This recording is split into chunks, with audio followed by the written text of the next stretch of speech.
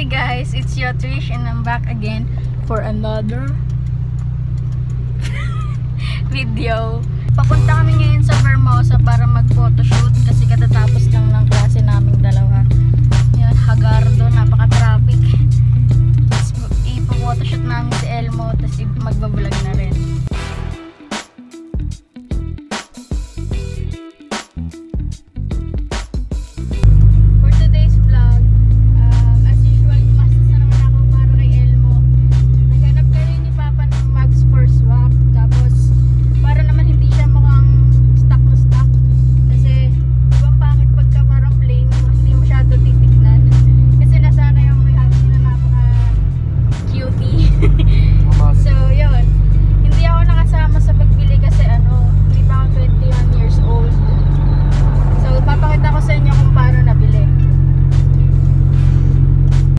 Tumingin ng mag sa marketplace, nakapag-negotiate, tinanggap yung deal, at pinakabit yung mugs. Ito na kami ngayon sa Starbucks. Tambo lang naman.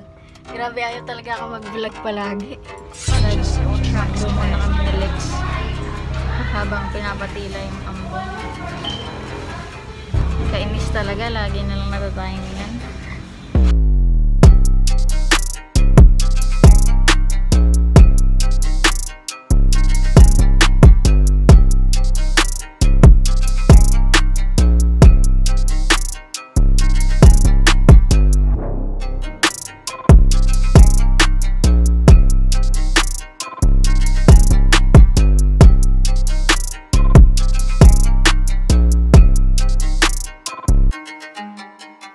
Hey guys, dito na ulit ako.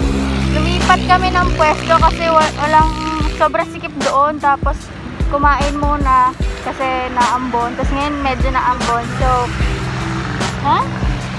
para sa mga hindi nakakaalam, ang brand ng mugs na to ay Rotiform. Tapos naka-swirl style siya. Ganyan. Diba? Nakita niyo sa montage. Tapos, yung size niya, 15 by 8.5 wrap by 175/50 yung size niya. Kadalasan sa mga gantong mugs, naka-stance concept, kaya susundin natin yung build ng stance para bumagay kay Elmo yung mugs niya. Kagaya nga ng sinabi ko, pinaswap lang namin siya dun sa stock mugs with tires ko, kaya sabi niya lugi daw siya kasi ang pangit ng mugs ko noon. Tapos yun, nag-add cash na lang ako. Sorry kung maingay kasi nandito kami sa may highway. So ngayon, ganyan muna tayo, Rotiform muna kasi hindi ko pa afford yung PE37 na mugs. Pangarap talaga yun, kaya pag-iipunan pa siguro pagka nagsawa na or nagkapera na. So yun guys, pinilagay ko lang si Elmo kasi na-miss ko mag-vlog, sobrang busy sa school. Bago pa matapos ng vlog na to, shout out kay Dustin Esmana, kay Herdrich Gonzalez, shout out kay Sean Nunez, shout out din sa Team Alae Padek, Lipa, Batangas, shout out kay Miss Migs Nolien from UK, kay Robert Atkinson, kay Boss Earn, kay Boss RA, kay Mark Cervantes, kay Joseph Nabua, kay Mark Merle, kay Kuya JJ Bathan, kay Renz Castillo, tsaka kay Wararek on board.